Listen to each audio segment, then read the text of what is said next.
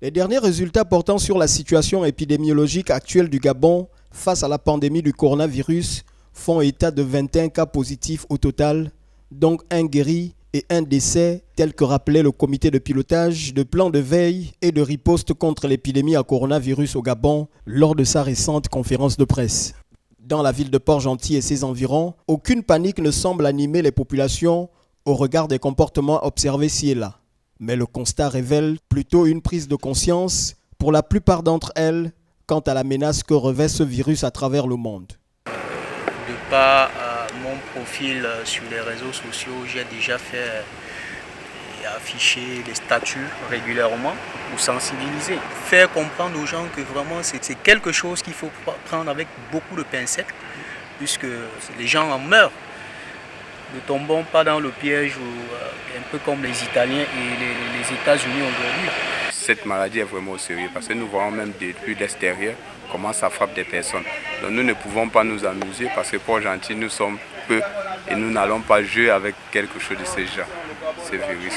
La propagation de ce nouveau coronavirus à travers le monde continue d'éveiller l'attention des autorités gouvernementales, d'où la nécessité du prolongement du confinement partiel des populations. Une mesure préventive jugée trop compliquée pour certains compatriotes, mais qui aurait en revanche leur raison d'être, notamment sur le plan sanitaire. Oui, c'est difficile. Vous savez, quand des choses comme ça là, arrivent, tout ça là, c'est comme ça. Hein. Quand les choses comme ça là, arrivent, il n'y a pas trop de circulement, ça va retomber dans l'économie. Mais c'est la santé avant tout. Compris seulement à Dieu de nous enlever cette maladie. Une fois que la maladie est partie, c'est fini. Parce que le premier richesse du monde, ou bien le premier richesse de l'homme, c'est la santé. Quand tu as la santé, toi tu es riche. Tout le reste, c'est les bénéfices maintenant. Avoir beaucoup de maisons, beaucoup de femmes, beaucoup d'enfants, beaucoup de voitures, ça c'est les bénéfices de cette vie. Nous connaissons que les médias parlent. Médias Plus parlent toujours de ça. Nous suivons Médias Plus. Et après cela, nous-mêmes, nous essayons de parler aussi aux clients. Comment ils vont se comporter quand ils arrivent. Parce que le bidon doit être toujours là, que nous essayons de leur dire d'aller laver d'abord les mains.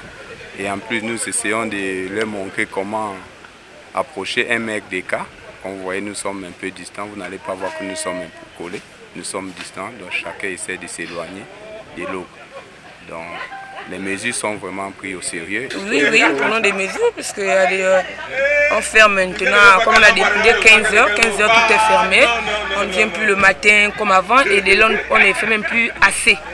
C'est juste une petite quantité, parfois moins de 10 plats par mamite, par exemple, comme on fait dans l'injection alimentation.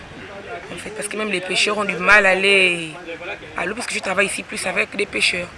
Dans la période de couvre-feu, on gare à 19h, 18h, plus tard 18h on a déjà garé. Déjà tuer ailleurs, c'est que c'est dangereux. Ça a tué plusieurs personnes ailleurs, c'est que ça peut être dangereux. Donc vous quand même vous êtes conscient? Oui, oui. Chacun doit prendre vraiment des mesures, des dispositions. Ne pas seulement tout attendre du gouvernement, il faudrait déjà que chacun à son niveau puisse